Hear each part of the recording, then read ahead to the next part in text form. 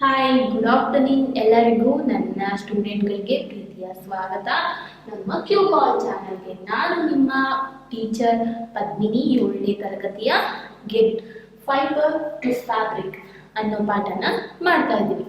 So ಇಲ್ಲಿವರೆಗೂ ನಿಮಗೆ ಗೊತ್ತಾಗಿತ್ತು ಹೇಗೆ ಶೀಪ್ ರೇರಿಂಗ್ ಮಾಡ್ತಾರೆ, ಅದಕ್ಕೆ ಏನು ಫುಡ್ ಕೊಡ್ತಾರೆ, and name of the breeds ಅದೆಲ್ಲ ಎಲ್ಲಿ ಕಂಡು ಬರುತ್ತೆ, ಅದರಲ್ಲಿ ಯಾವ ಥರ ಫೀಸ್ ಅಥವಾ ಹೇರ್ಸ್ ಇದೆ, ಆ ಹೇರ್ಸ್ ಇಂದ ಏನೇನು ಮಾಡ್ಬೋದು ಅನ್ನೋದನ್ನ ಇವಾಗ ಗೊತ್ತಾಗಿತ್ತು. ಸೊ ನೆಕ್ಸ್ಟ್ ನಾವು ನೋಡೋಣ ಪ್ರೊಸೆಸಿಂಗ್ ಫೈಬರ್ ಇಂಟು ವೂಲ್.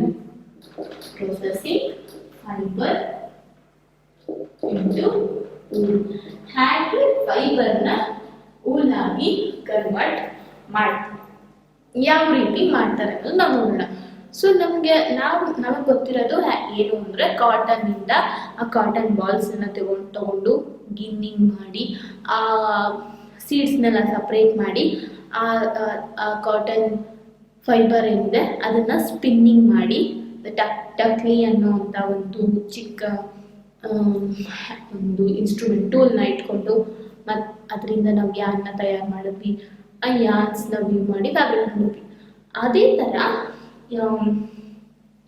ಇಲ್ಲಿ ಯಾವ ರೀತಿ ನಡೆಯುತ್ತೆ, ಈ ಉಲ್ ಹೇರ್ಸ್ನ ಯಾವ ರೀತಿ ಉಲ್ಲಾಗಿ ಮಾಡ್ತಾರೆ ಅನ್ನೋದನ್ನ ನಾವಿವಾಗ ನೋಡೋಣ. ಸೊ ಉಲ್ ನಮಗೆ ಬೇಸಿಕಲಿ ಯಾವುದಕ್ಕೆ ಯೂಸ್ ಆಗುತ್ತೆ ಅಂದರೆ, knitting, for knitting the sweaters and making the shawls. Sweaters, shawls, socks, gloves ಆ ಥರದ್ರಲ್ಲೇ ನಮಗೆ ಅದು ಯೂಸ್ ಆಗೋದು. ಅದಕ್ಕೆ ತುಂಬ ಸ್ಟೆಪ್ಸ್ ಇದೆ, ಸ್ಟೆಪ್ ಬೈ ಸ್ಟೆಪ್ ನಾವು ನೋಡ್ತಾ ಹೋಗೋಣ. So first step ಏನು ಅಂದ್ರೆ, the fleece of the sheep along with the thin layer of the skin removed from the body is called shearing. Shearing ಅಂತ ಹೇಳ್ತಾರೆ. ಆ shearing ಅಂದ್ರೆ ಏನು ಅಂತ ಹೇಳಿದ್ರೆ, ಬರೀ ಅದರ ಕೂದಲನ್ನ ಅಷ್ಟೇ ಅಲ್ಲದೆ a thin layer of skin also removed ಅಂತ, ರಿಮೂವ್ ಮಾಡೋದನ್ನ ಶೇರಿಂಗ್ ಅಂತ ಕರಿತೀವಿ. ಏನು ಅಂತ ಹೇಳಿದ್ರೆ, shaving, not shaving, removal of hair with the along with thin layer of skin of the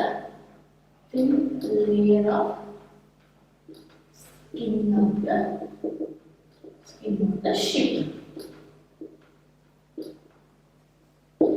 ಆ ಶೇರಿಂಗ್ ಅಂದ್ರೆ ಏನು ಅಂದ್ರೆ, ಬರೀ ಹೇರ್ಸ್ ಅಲ್ದೇನೆ ಒಂದು ಥಿನ್ ಲೇಯರ್ನೂ ಕೂಡ ರಿಮೂವ್ ಮಾಡ್ತಾರೆ. ಅದನ್ನ ಶಿಯರಿಂಗ್ ಅಂತ ಕರೀತೀವಿ. ಅಂಡ್ ಶಿಯರಿಂಗ್ ಮಾಡಿದ ನಂತರ ಏನು, ಈ ಶೇರಿಂಗ್ ಮಾಡೋದಕ್ಕೆ ಒಂಥರ ನೀವು ನೋಡಿರ್ಬೋದು, ಒಂದು ಮೆಷಿನ್ ಥರ ಇಟ್ಕೊಂಡಿರ್ತಾರೆ. ಆ ಮೆಷಿನಲ್ಲಿ ಶೇರಿಂಗ್ ಮಾಡೋದಕ್ಕೆ ಒಂಥರ ಇರ್ತಾರಲ್ಲ, ಆ ಥರ ಯೂಸ್ ಮಾಡಿ ಸಹ ಈ ಥರ ಮಾಡ್ತಾರೆ. Machine similar to those used by barbers. ಅದೇ ಥರ ಬಾರ್ಬರ್ಸ್ ಯೂಸ್ ಮಾಡುವಂಥ ಮೆಷಿನ್ ಇಂದಾನೆ ಇವರು ಈ ಥರ ಶೇವ್ ಮಾಡ್ತಾರೆ. ಮಾಡಿ ಹೇರ್ಸ್ನ ವಿತ್ ಸ್ಕಿನ್ನ ರಿಮೂವ್ ಮಾಡ್ತಾರೆ. And hairs are remove during the hot climate, ಅಂದರೆ ವಾತಾವರಣ ಬೆಚ್ಚಗಿರುವಾಗ ಮಾಡ್ತಾರೆ. ಬಿಕಾಸ್ ಆ ಕುರಿಗೆ ಏನಕ್ಕಿದೆ ಹೇರ್ಸು ಅಂದರೆ, ಚಳಿನ ತಡ್ಕೊಳ್ಳಿಕ್ಕೆ, ಚಳಿಯಿಂದ ಮೈನ ಕಾಪಾಡಿಕೊಂಡು ಬೆಚ್ಚಗಿರೋದಕ್ಕೆ. ಬಟ್ ಆ ಹೇರ್ಸ್ನ ರಿಮೂವ್ ಮಾಡಿಬಿಟ್ರೆ ಏನಾಗುತ್ತೆ, ಆ ಚಳಿನ ತಡ್ಕೊಳ್ಳೋಕ್ಕಾಗೋದಿಲ್ಲ, ಚಳಿಯಿಂದ ಅದು ಏನು ನಡುಗುತ್ತೆ. ಸೊ ಚಳಿಯಿಂದ ಅದಕ್ಕೆ ಬೇರೆ ಥರದ ಪ್ರಾಬ್ಲಮ್ ಆಗಿ ಅದರ ಸಾಯೋದಕ್ಕೆ ಕಾರಣ ಆಗ್ಬೋದು. ಅದಕ್ಕೋಸ್ಕರ ಏನು ಮಾಡ್ತಾರೆ, ಹಾಟ್ ಕಂಡೀಷನಲ್ಲಿ, ಅಂದರೆ ಹಾಟ್ ವಾತಾವರಣ ಇರುವಾಗ, ಬಿಸಿ ಸಮ್ಮರ್ ಸೀಸನ್ನಲ್ಲಿ ಬಿಸಿಲು ಜಾಸ್ತಿ ಇರುವಾಗ ಅಂಥ ಟೈಮಲ್ಲಿ ಶೇವ್ ಮಾಡ್ತಾರೆ. ಸೊ ಅದು ಇಲ್ಲದೆ ಹೇರ್ಸ್ ಇಲ್ಲದೆ ಹೋದ್ರೆ ಚಳಿ ತಡ್ಕೊಳಕ್ಕಾಗದೆ ಸತ್ತೋಗುತ್ತಲ್ವ, ಅದಕ್ಕೋಸ್ಕರ ಅದು ಅವರು ಹಾಟ್ ಕಂಡೀಷನಲ್ಲಿ ರಿಮೂವ್ ಮಾಡ್ತಾರೆ. ಸೊ ಇವಾಗ ಆ ಹೇರ್ಸ್ ಇಂದ ಉಲ್ಲನ್ ಫೈಬರ್ಸ್ ನಮಗೆ ಸಿಗುತ್ತೆ. Woollen fibres are then processed into woolen yarn. So ಈ ಶೇರಿಂಗ್ ಮಾಡೋದ್ರಿಂದ ನೀವೇನ್ ಯೋಚನೆ ಮಾಡ್ತಾ ಇದ್ರೆ ಈ ತರ ಶೇರಿಂಗ್ ಮಾಡಿದ್ರು ಅದ್ರ ಅದ್ರ ಹೇರ್ಸ್ ನ ಕಳ್ಕೊಂಡು ಅದು ಚಳಿಗೆ ಬದುಕಕ್ಕಾಗಲ್ಲ, ಸತ್ತೋಗುತ್ತೆ ಅಂತ. ಬಟ್ ಅವರು ಹಾಟ್ ಕಂಡೀಷನ್ ಅಲ್ಲಿ, ಹಾಟ್ ಕ್ಲೈಮೇಟ್ ಅಲ್ಲಿ, ಸಮ್ಮರ್ ಸೀಸನ್ ಅಲ್ಲಿ ಶೇವ್ ಮಾಡೋದ್ರಿಂದ ಆ ಶೀಪ್ಗೆ ಯಾವುದೇ ತರದ ಹಾನಿ ಆಗೋದಿಲ್ಲ. ಅದು ಅಲ್ಲದೆ ಅದರ skin along with the skin ತೆಗೆದ್ಬಿಡ್ತಾರೆ ಅಂದ್ರೆ ಸ್ಕಿನ್ ಚರ್ಮ ಸುರಿದ್ರೆ ಸತ್ತೋಗುತ್ತೆ ಅಂತ ಯೋಚನೆ ಮಾಡ್ತಾ ಇದ್ದೀರಾ. But it does not hurts the sheep. Along with the skin ನಾವು ಶೇವ್ ಮಾಡಿದ್ರು ಆ ಶೀಪ್ಗೆ ಯಾವುದೇ ಥರದ ನೋವು ಆಗೋದಿಲ್ಲ. ಆ್ಯಂಡ್ ದೆನ್ ಇವಾಗ ಎಷ್ಟು ಗೊತ್ತಾಯ್ತು, ಆ ಫೈಬರ್ಸ್ನ ತಗೊಳ್ತಾರೆ, ಅದನ್ನ ಉಲನ್ ಯಾನ್ ಆಗಿ ಕನ್ವರ್ಟ್ ಮಾಡ್ತಾರೆ. ಸೊ ಈಗ ನೀವು ಅಂದ್ರೆ ಈ ಗಡ್ಡ ಮೀಸಿನ ಅವಾಗವಾಗ ಶೇವ್ ಮಾಡ್ತಾ ಇರ್ತಾರೆ, ಕಟ್ ಮಾಡ್ತಾ ಇರ್ತಾರೆ, ಶೇವ್ ಮಾಡ್ತಾರಲ್ವಾ, ಆವಾಗ ಅದು ಏನು ಹರ್ಟ್ ಆಗೋದಿಲ್ಲ, ನೋವಾಗೋದಿಲ್ಲ. ಎಸ್, ಅದೇ ಥರ ಈ ಶೀಪ್ಗೂ ಅದರ ಬಾಡಿ ಮೇಲಿರುವಂಥ ಹೇರ್ನ ಶೇವ್ ಮಾಡಿದಾಗ ಯಾವುದೇ ಥರದ ಪೇಯ್ನು ಆಗೋದಿಲ್ಲ. ಸೊ ಹಾಗೆ ನಾವು ಶೇವ್ ಮಾಡಿಬಿಟ್ರು ಕೂದಲು ಏನು ಬೇರ್ಡ್ ಬರ್ತಾ ಇರ್ತಲ್ವ, ಶೇವ್ ಮಾಡಿದ್ರು ಈ ಗಡ್ಡ ಬೆಳ್ಕೊಳ್ತಾ ಇರುತ್ತೆ.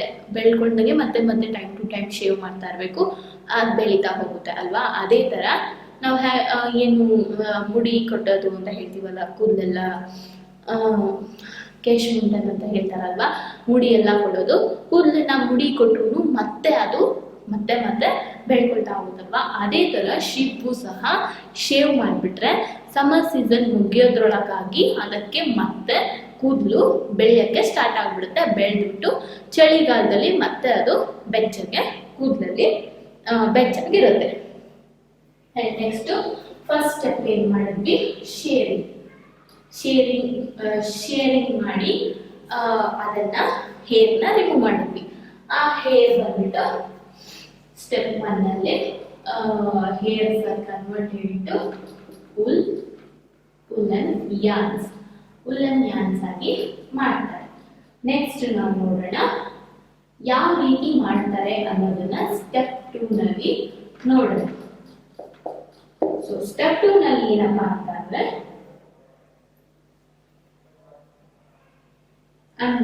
ಏನು ಕುರಿಗಳು ಕ್ಲೀನ್ ಆಗಿ ಇರುತ್ತಾ, ಅದನ್ನ ತಗೊಂಡಿದ ತಕ್ಷಣ ಅದನ್ನ ಉಲ್ಲನ್ ಯಾನ್ಸ್ ಮಾಡಿ ಸ್ವೆಟರ್ ಮಾಡಿಬಿಡೋಕ್ಕೆ.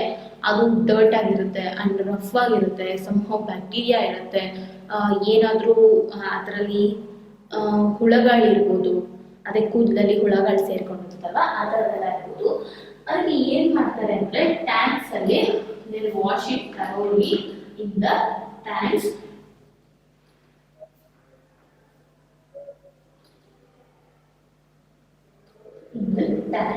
ಟ್ಯಾಂಕ್ಸ್ ಅಲ್ಲಿ ಚೆನ್ನಾಗಿ ಅದನ್ನ ವಾಶ್ ಮಾಡ್ತಾರೆ. ಯಾಕೆಂದ್ರೆ ಅದರಲ್ಲಿ ಗ್ರೀಸ್ ಇರ್ಬೋದು ಅಂಡ್ ಡಸ್ಟ್ ಇರ್ಬೋದು ಅಂಡ್ ಡರ್ಟ್ ಏನಿರುತ್ತೆ ಅದನ್ನೆಲ್ಲ ರಿಮೂವ್ ಮಾಡಲಿಕ್ಕೆ ಅವರು ವಾಶ್ ಮಾಡ್ತಾರೆ. The process of washing this hair to remove the dirt, grease ಎಲ್ಲ ರಿಮೂವ್ ಮಾಡಲಿಕ್ಕೆ ಟ್ಯಾಂಕ್ ಅಲ್ಲಿ ವಾಶ್ ಮಾಡುವಂತ ಪ್ರೋಸೆಸ್ ನ ಸ್ಕೋರಿಂಗ್ ಅಂತ ಕರೀತೀವಿ. ಈಗ ಮೊದಲೆಲ್ಲ ಅದನ್ನ ಟ್ಯಾಂಕ್ಸ್ ಅಲ್ಲಿ ಹಾಕೊಂಡು ಹ್ಯಾಂಡ್ ವಾಷಿಂಗ್ ಮಾಡ್ತಾ ಇದ್ರು. ಬಟ್ ಇವಾಗೆಲ್ಲ ಅದಕ್ಕೆ ಮೆಷಿನರೀಸ್ ಬಂದಿದೆ. ಮೆಷಿನರೀಸ್ ನ ಉಪಯೋಗಿಸ್ಕೊಂಡು ಅದು ಮೆಷಿನ್ಗೆ ಹಾಕಿದ್ರೆ ಅದೇ ವಾಶ್ ಮಾಡುತ್ತೆ. ಈ ಏನು ಥಿನ್ ಲೇಯರ್ ಆಫ್ ಸ್ಕಿನ್ ಜೊತೆಗೆ ಹೇರ್ನ ರಿಮೂವ್ ಮಾಡಿರ್ತಾರೆ. ಆ ರಿಮೂವ್ ಮಾಡಿದ್ದನ್ನ ತಗೊಂಡ್ಬಂದು ಒಂದು ದೊಡ್ಡ ಟ್ಯಾಂಕ್ ಅಲ್ಲಿ ಹಾಕಿ ಚೆನ್ನಾಗಿ ವಾಶ್ ಮಾಡ್ತಾರೆ. ಅದರಲ್ಲಿರುವಂಥ ಡಸ್ಟು ಅಂಡ್ ಸಂಹೌ ಗ್ರೀಸ್ ಇರ್ಬೋದು, ಏನು ಅದರ ಮೈ ಮೇಲೆ ಕೊಳೆ ಇರುತ್ತೆ ಅದೆಲ್ಲ ಕ್ಲೀನಾಗಿ ವಾಶ್ ಆಗುತ್ತೆ. ವಾಶ್ ಆಗೋದನ್ನ ಸ್ಕೋರಿಂಗ್ ಅಂತ ಕರಿತೀವಿ. ದ ಪ್ರೋಸೆಸ್ ಆಫ್ ವಾಷಿಂಗ್ ಅದನ್ನೇ ಸ್ಕೋರಿಂಗ್ ಅಂತ ಕರಿತೀವಿ. ನಂತರ ನೆಕ್ಸ್ಟ್ ಸ್ಟೆಪ್ 3 ಚೆನ್ನಾಗಿ ವಾಶ್ ಆಯಿತು. ನಂತರ ಏನು ಮಾಡ್ತಾರೆ, after scarring sorting is done. Scarring ಆದಮೇಲೆ ಸಾರ್ಟಿಂಗ್ ಮಾಡ್ತಾರೆ. ಸಾರ್ಟಿಂಗ್ ಅಂದ್ರೆ ಏನು? ಸಾರ್ಟಿಂಗ್ ಅಂದ್ರೆ ನಾರ್ಮಲ್ ಆಗಿ ಮಾಮೂಲಿ ನಮ್ಗೆ ಗೊತ್ತಿರೋದು ಆಯ್ಕೆ ಮಾಡೋದು, ಆಯ್ಕೊಳ್ಳೋದು, ಅಕ್ಕಿನಲ್ಲಿ ಕಲ್ಗಳನ್ನ ಸಾರ್ಟಿಂಗ್ ಮಾಡೋದು, ಅದನ್ನ ಸಾರ್ಟಿಂಗ್ ಅಂತ ಹೇಳ್ತೀವಿ. ಆ ಸಾರ್ಟಿಂಗ್ ಅಲ್ಲಿ ಏನ್ ಮಾಡ್ತಾರೆ ಅಂದ್ರೆ ಚೆನ್ನಾಗಿರುವಂತದನ್ನ ಚೆನ್ನಾಗಿಲ್ದಿರೋದನ್ನ ತೆಗೆದು ಹಾಕಿ ಚೆನ್ನಾಗಿರುವಂತದ ಆಯ್ಕೆ ಮಾಡ್ಕೊಂಡು ಸಾರ್ಟಿಂಗ್ ಮಾಡ್ಕೊಳ್ತಾರೆ. ಆ ಆಯ್ಕೆ ಮಾಡ್ಕೊಂಡು ನಂತರ ಯಾವ್ಯಾವ ತರ ಅಂದ್ರೆ ಸಾಫ್ಟ್ ಆಗಿರೋದು, ಹಾರ್ಡ್ ಆಗಿರೋದು, and some of the types of the hairs ಆಗಿರೋದು. ಸೊ ಅದೆಲ್ಲ ಸಪರೇಷನ್ ಮಾಡ್ತಾರೆ. ಸಪರೇಷನ್ ಮಾಡಿ ನಂತರ ಅದನ್ನ ಫ್ಯಾಕ್ಟರೀಸ್ಗಳಿಗೆ ಸೆಂಡ್ ಟು ದ ಫ್ಯಾಕ್ಟರಿಗಳಿಗೆ ಮುಂದಿನ ಪ್ರೋಸೆಸ್ಗೆ ಕಳಿಸ್ತಾರೆ. ಸೊ ಏನಾಗುತ್ತೆ ಅಂತ ಅಂದ್ರೆ next step 4. So first step ಅಲ್ಲಿ ಏನು ಅಂದ್ರೆ ಶಿಯರಿಂಗ್ ಅಂದ್ರೆ removal of hair along with the layer of skin. ಆ ಸ್ಕಿನ್ ಸಮೇತ ಹೇರ್ ನ ರಿಮೂವ್ ಮಾಡ್ತಾರೆ. ರಿಮೂವ್ ಮಾಡಿಬಿಟ್ಟು ನೆಕ್ಸ್ಟ್ ಸೆಕೆಂಡ್ ಸ್ಟೆಪ್ ಏನು ಅಂದ್ರೆ ಸ್ಕಾರಿಂಗ್ ಅಲ್ಲಿ ಏನ್ ಮಾಡ್ತಾರೆ, ಅದನ್ನ ಚೆನ್ನಾಗಿ ವಾಶ್ ಮಾಡ್ತಾರೆ. ಥರ್ಡ್ ಸ್ಟೆಪ್ ಏನು ಅಂದ್ರೆ ಸಾರ್ಟಿಂಗ್ ಅಂದ್ರೆ ಡಿಫ್ರೆಂಟ್ ಟೈಪ್ಸ್ ಆಫ್ ಹೇರ್ಸ್ ಏನ್ ಮಿಕ್ಸ್ ಆಗಿರುತ್ತೆ ಅದನ್ನೆಲ್ಲ ಸಾರ್ಟ್ ಔಟ್ ಮಾಡಿ ಸಪರೇಟ್ ಮಾಡಿ ಅದನ್ನ ನೆಕ್ಸ್ಟ್ ಫ್ಯಾಕ್ಟರಿಗಳಿಗೆ ಕಳಿಸ್ತಾರೆ. ಎಲ್ಲಿ ಮುಂದಿನ ಪ್ರೋಸೆಸ್ ಆಗುವಂತ ಫ್ಯಾಕ್ಟರಿಗಳಿಗೆ ಕಳಿಸ್ತಾರೆ. ಫೋರ್ತ್ ಸ್ಟೆಪ್ ಅಲ್ಲಿ ಏನಾಗುತ್ತೆ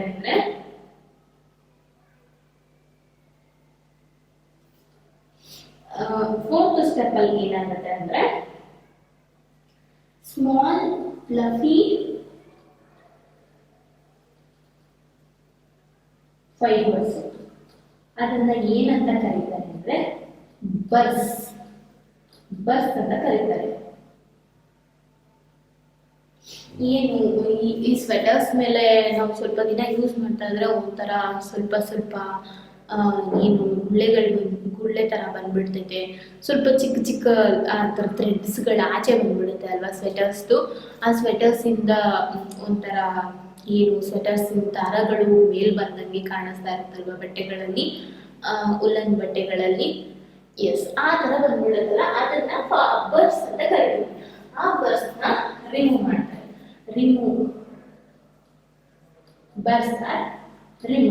ರಿಮೂವ್ ಮಾಡಿ ಅಗೇನ್ ಮತ್ತೆ ಸ್ಕೌರಿಂಗ್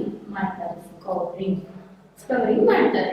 ಏನು ಅಂದ್ರೆ ಆ ಸ್ಮಾಲ್ ಫ್ಲಫಿ ಫೈಬರ್ಸ್ ನ ಅವರು ಸಪರೇಟ್ ಮಾಡಿ ಮತ್ತೆ ಏನು ಈ ಉಲ್ ಬಂದಿರುತ್ತೆ ಅಂದ್ರೆ ಈ ಫೈಬರ್ಸ್ ನ ಉಲ್ನ ವಾಶ್ ಮಾಡ್ತಾರೆ, ಮತ್ತೆ ಸ್ಕೌರಿಂಗ್ ಮಾಡ್ತಾರೆ. ಈಗ ನೆಕ್ಸ್ಟ್ ಸ್ಟೆಪ್ 5 ಅಲ್ಲಿ ಸೊ ಇವಾಗ ಇದನ್ನ ಕಲರಿಂಗ್ ಮಾಡ್ತಾರೆ. ನೆಕ್ಸ್ಟ್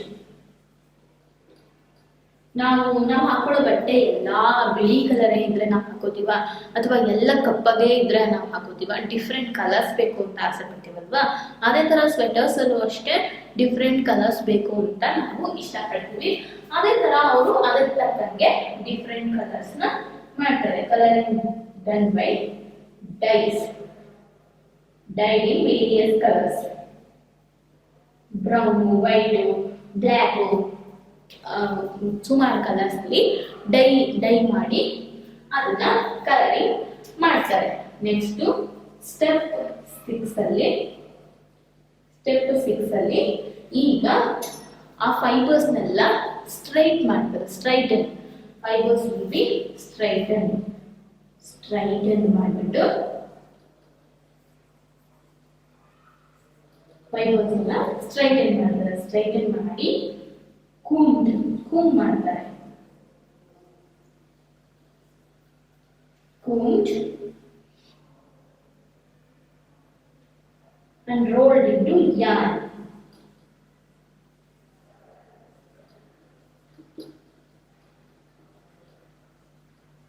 ಯಾವ ತರ ಏನ್ ಮಾಡ್ತಾರೆ ಅಂತ ಅಂದ್ರೆ ಅದನ್ನೆಲ್ಲ ಸ್ಟ್ರೈಟ್ ಆಗಿ ಎಲ್ಲವನ್ನು ಸ್ಟ್ರೈಟನ್ ಮಾಡ್ತಾರೆ. ಆ ನಂತರ ಕ್ಲೀನ್ ಆಗಿ ಕೂಮ್ ಮಾಡ್ತಾರೆ, ಅಂದ್ರೆ ಕ್ಲೀನ್ ಆಗಿ ಬಾರಿಸ್ತಾರೆ. ಸಿಕ್ಕೆಲ್ಲ ಎಲ್ಲರ ತರ ಬಿಡಿಸಿ ಅದನ್ನ ಕ್ಲೀನ್ ಆಗಿ ಅರೇಂಜ್ ಮಾಡ್ತಾರೆ. ಆ ನಂತರ ಯಾನಾಗಿ ರೋಲ್ ಮಾಡಿ ಇಟ್ಕೊಳ್ತಾರೆ. ಸೊ ಇವಾಗ ನಾವಿಷ್ಟು 6 ಸ್ಟೆಪ್ ಅಲ್ಲಿ ನೋಡಿದ್ದು ಏನೇನು ಅಂದ್ರೆ ಫಸ್ಟ್ ಶಿಯರಿಂಗ್, ಆಮೇಲೆ ಸ್ಕಾರಿಂಗ್, ಆನಂತರ ಸಾರ್ಟಿಂಗ್ ಸಪರೇಟಿಂಗ್, ನಂತರ again removal of burrs and again scouring and dyed and ನಂತರ ಸ್ಟ್ರೈಟನ್ ಕೂದಲ್ rolled into yarn. ಇದು ನಮಗೆ ಗೊತ್ತಾಯ್ತು. ಇದನ್ನ ಸಿಂಪಲ್ ಆಗಿ ಹೇಳಿದರೆ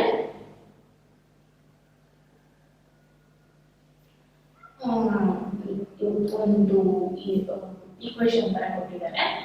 ಶಿಯರಿಂಗ್, ಆನಂತರ ಸ್ಕಾರಿಂಗ್, ಆನಂತರ sorting, and then cleaning of bus,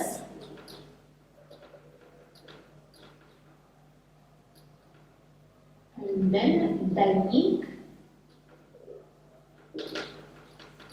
and then rolling.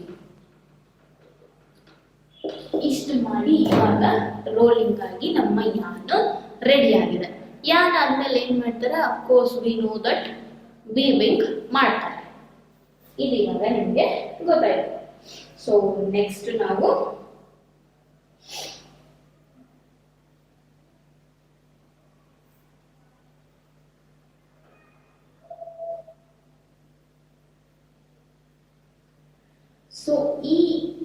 ಇದರಲ್ಲಿ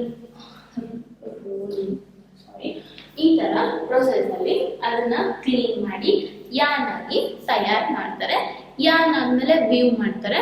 ಮೇ ಬಿ ಶಾಲ್ ಆಗ್ಬೋದು, ಬೆಡ್ಶೀಟ್ ಆಗ್ಬೋದು, ಕಂಬಳಿ ಆಗ್ಬೋದು, ಅಂಡ್ ಏನು ಸ್ವೆಟರ್ ಆಗ್ಬೋದು, ಸಾಕ್ಸ್ ಇರ್ಬೋದು, ಗ್ಲೌಸ್ ಇರ್ಬೋದು, ಅದನ್ನೆಲ್ಲ ನಿಟ್ಟಿಂಗ್ ಮಾಡಿ ತಯಾರು ಮಾಡ್ತಾರೆ. ಸೊ ವೀವಿಂಗ್ ಮಾಡಲಿಕ್ಕೆ ಮಿಷಿನ್ಸ್ ಇದೆ, ಪವರ್ ಲೂಮ್ಸ್ ಇದೆ, ಲೂಮ್ಸ್ ಇದೆ, ಅದೆಲ್ಲ ನಮಗೆ ಗೊತ್ತಿದೆ. ಆ ಲೂಮ್ಸ್ ಮುಖಾಂತರ ವೀವಿಂಗ್ ಮಾಡಿ ಯಾನ್ಸ್ನ ಜೋಡಿಸಿ ವೀವಿಂಗ್ ಮಾಡಿ ಅವರು ಬೇರೆ ಫ್ಯಾಬ್ರಿಕ್ ಆಗಿ ತಯಾರು ಮಾಡ್ತಾರೆ. ಸೊ ಇದರಲ್ಲಿ ಇನ್ನ ಇಲ್ಲಿ ವರ್ಕ್ ಮಾಡುವಂತ ವರ್ಕರ್ಸ್ಗೆ ಒಂದು ಡಿಸೀಸ್ ಬರುತ್ತೆ. ಯಾಕೆ ಅಂದ್ರೆ ಇದರಲ್ಲಿ ಒಂದು ಬ್ಯಾಕ್ಟೀರಿಯಾ ಇರುತ್ತಂತೆ. ಕ್ಲೀನ್ ಆಗಕ್ಕೆ, ವಾಶ್ ಆಗಕ್ಕೆ ಮುಂಚೆ ಬ್ಯಾಕ್ಟೀರಿಯಾ ಸ್ಪ್ರೆಡ್ ಆಗಿದೆ. ಯಾವ ತರ ಅಂದ್ರೆ ಇದರಲ್ಲಿ ಸಾರ್ಟಿಂಗ್ ಮಾಡೋರಿಗೆ ಸಾರ್ಟರ್ಗೆ ಇದನ್ನ ಸಾರ್ಟರ್ಸ್ ಡಿಸೀಸ್ ಅಂತ ಹೇಳ್ತಾರೆ. ಆ ಬ್ಯಾಕ್ಟೀರಿಯಾ ಏನಿರುತ್ತೆ ಅದರಲ್ಲಿ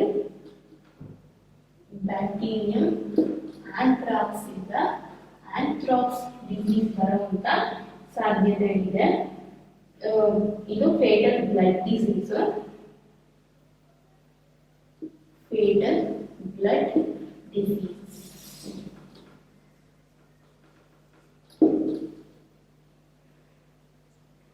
ಅವ್ರಿಗೆ ಇದರಿಂದ ತುಂಬಾ ಪ್ರಾಬ್ಲಮ್ ಆಗುತ್ತೆ.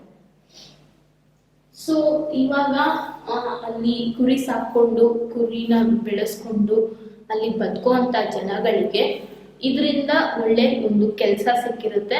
ಅವರು ಈ ಕೆಲಸವನ್ನೇ ನಂಬಿಕೊಂಡು ಅವರ ದಿನನಿತ್ಯ ಸಂಪಾದನೆ, ಊಟ ಬಟ್ಟೆಗೋಸ್ಕರ ಇದ್ರ ಮೇಲೆ ಡಿಪೆಂಡ್ ಆಗಿರ್ತಾರೆ, ಈ ಇಂಡಸ್ಟ್ರಿ ಮೇಲೆ ಡಿಪೆಂಡ್ ಆಗಿರ್ತಾರೆ.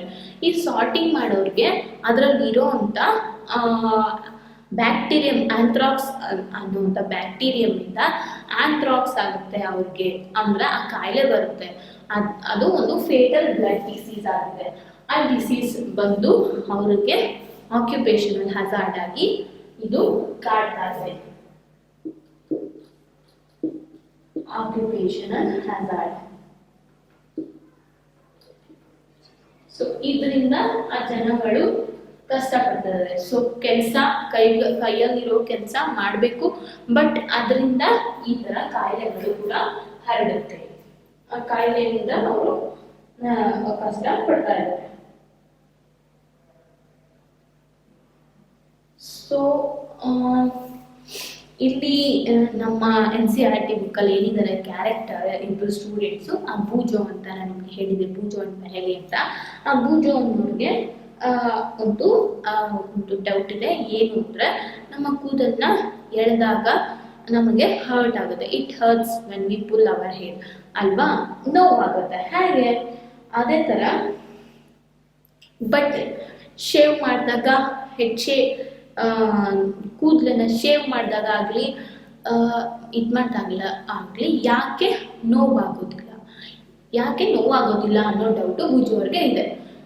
ಸೊ ಅದು ಯಾಕೆ ಅಂದರೆ ಇಲ್ಲಿ ನಾವು ಶೇವ್ ಮಾಡುವಾಗ ನಾವು ಕೂದಲನ್ನ ಅದರ ರೂಟಿಂದ ಎಳೆಯೋದಿಲ್ಲ, ಬರೀ ರೂಟ್ನ ಮೇಲ್ಗಡೆ ಮಾತ್ರ ನಾವು ಕಟ್ ಮಾಡ್ತಾ ಹೋಗ್ತೀವಿ. ಆದ್ರಿಂದ ನೋವಾಗೋದಿಲ್ಲ. ಈ ರೂಟು ಆಳವಾಗಿ ಇಳಿದಿರುತ್ತೆ. ನಾವು ಎಳೆದಾಗ ಅದು ಒಳಗಡೆ ಏನು ಕನೆಕ್ಟ್ ಆಗಿರುತ್ತೆ ಸ್ಕಿನ್ನಿಗೆ, ಅದರಿಂದ ಅದು ನೋವಾಗುತ್ತೆ. ಶೇವ್ ಮಾಡಿದಾಗ ನಾವು ಅದನ್ನು ಪುಲ್ ಮಾಡೋದಿಲ್ಲ, ಅದರ ಮೇಲ್ಗಡೆ ಸ್ವಲ್ಪ ನಾವು ಕಟ್ ಮಾಡ್ತಾ ಹೋಗ್ತೀವಿ. ಅದರಿಂದ ಅದು ಯಾವುದೇ ಥರದ ನೋವು ಆಗುವುದಿಲ್ಲ. ಸೊ ನೆಕ್ಸ್ಟು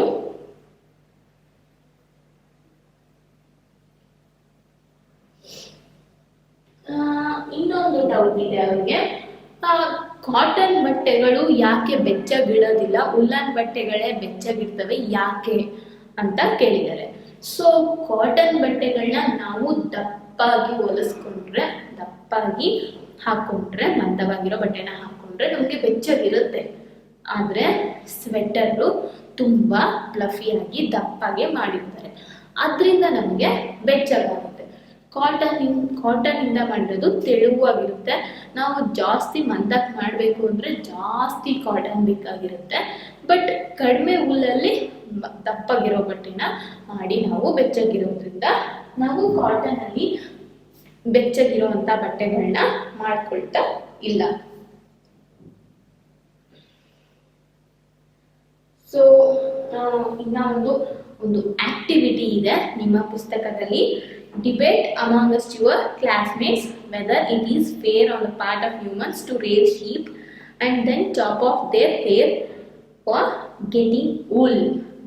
ಅಂದ್ರೆ ನಮ್ಮ ಉಪಯೋಗಕ್ಕೋಸ್ಕರ ನಾವು ಕುರಿಗಳನ್ನ ಸಾಕಾಣಿಕೆ ಮಾಡಿ ಅದರ ಕೂದಲನ್ನ ತೆಗೆಯೋದು ಸರಿನಾ, ಇದು ನ್ಯಾಯವಾಗಿದೆಯಾ ಅನ್ನೋದ್ರ ಬಗ್ಗೆ ನಾವು ಡಿಸ್ಕಸ್ ಮಾಡಬೇಕು. ನಿಮ್ಮ ಕ್ಲಾಸಲ್ಲಿ ನಿಮ್ಮ ಫ್ರೆಂಡ್ಸ್ ಜೊತೆ ಡಿಸ್ಕಸ್ ಮಾಡಿ ಅಂತ ಹೇಳಿದ್ದಾರೆ. ಸೊ ಈ ಡಿಸ್ಕಷನ್ ಅಲ್ಲಿ ಏನು ಅಂತ ಹೇಳಿದ್ರೆ, ನಾವು ತೆಗಿಯೋದ್ರಿಂದ ಅದಕ್ಕೇನು ಹಾರ್ಮ್ ಇಲ್ವಲ್ಲ, ನಾವು ಅದರ ಹೇರ್ಸ್ನ ತೆಗಿಯೋದ್ರಿಂದ ಅದಕ್ಕೆ ಯಾವುದೇ ಥರ ಹಾರ್ಮ್ ಇಲ್ಲ, ಅದು ಮತ್ತೆ ಹೇರ್ಸ್ನ ಬೆಳ್ಕೊಳ್ಳುತ್ತೆ. ನಾವು ಸಮ್ಮರ್ ಸೀಸನ್ನಲ್ಲಿ ತೆಗ್ದಿರ್ತೀವಿ ಅಲ್ವಾ, ಬಿಸಿ ಇರುವಾಗ ತೆಗ್ದಿರ್ತೀವಿ. ಸೊ ಅದನ್ನು ಬೆಚ್ಚಗೂ ಕೂಡ ಇಟ್ಟಿರ್ತೀವಿ. ಆ್ಯಂಡ್ ನಂತರ ಮತ್ತೆ ಅದಕ್ಕೆ ಚಳಿಗಾಲ ಬರೋ ಅಷ್ಟರಲ್ಲಿ ಮತ್ತೆ ಅದರ ದೇಹದ ಮೇಲೆ ಹೇರ್ ಗ್ರೋತ್ ಆಗಿ ಅದು ಮತ್ತೆ ಬೆಚ್ಚಗೆ ಇಟ್ಕೊಳ್ಳಿಕ್ಕೆ ಅದರ ದೇಹನ ರೆಡಿ ಮಾಡ್ಕೊಂಡಿರುತ್ತೆ. ಅದರಿಂದಲೇ ನಾವು ಶೇವ್ ಮಾಡೋದ್ರಿಂದ ಅದಕ್ಕೆ ಯಾವುದೇ ಥರದ ಪ್ರಾಬ್ಲಮ್ ಇಲ್ಲ. ನೆಕ್ಸ್ಟು ನಾವು ಸಿಲ್ಕ್ ಬಗ್ಗೆ ತಿಳ್ಕೊಳ್ಳೋಣ. ಸೊ ಸಿಲ್ಕ್ ಬಗ್ಗೆ ನಾವು ನೆಕ್ಸ್ಟ್ ಕ್ಲಾಸಲ್ಲಿ ತಿಳ್ಕೊಳ್ಳೋಣ. ನಮ್ಮ ವಿಡಿಯೋಸ್ನ ನೋಡ್ತಾ ಇರಿ, ಲೈಕ್ ಮಾಡಿ, ಶೇರ್ ಮಾಡಿ, ಆ್ಯಂಡ್ ನಿಮ್ಮ ಫ್ರೆಂಡ್ಸಿಗೂ ನಮ್ಮ ವಿಡಿಯೋಸ್ನ ನೋಡ್ಲಿಕ್ಕೆ ಹೇಳಿ. ನಮ್ಮ ಚಾನಲ್ನ ಸಬ್ಸ್ಕ್ರೈಬ್ ಮಾಡ್ಕೊಳ್ಳಿ. ನಮ್ಮ ಚಾನಲ್ ಕ್ಯೂ ಕಾಲ್ ಅಂತ ಯೂಟ್ಯೂಬಲ್ಲಿ ಕ್ಯೂ ಕಾಲ್ ಅಂತ ಸರ್ಚ್ ಮಾಡಿದ್ರೆ ನಿಮಗೆ ಸಿಗುತ್ತೆ. ಸಬ್ಸ್ಕ್ರೈಬ್ ಮಾಡಿ, ಅದ್ರ ಪಕ್ಕ ಬೆಲ್ ಐಕಾನ್ನ ಟಚ್ ಮಾಡಿ, ಆಲ್ ಕ್ಲಿಕ್ ಮಾಡಿ. ಬೆಲ್ ಐಕನ್ನ ಆಲ್ ಅಂತ ಸೆಲೆಕ್ಟ್ ಮಾಡಿದ್ರೆ ನಾವು ಹಾಕುವಂಥ ಎಲ್ಲ ವಿಡಿಯೋಗಳು ನಿಮಗೆ ಬರುತ್ತೆ, ನೀವು ಫಸ್ಟ್ ನೋಡ್ಬೋದು. And again keep watching the videos. Thank you for watching.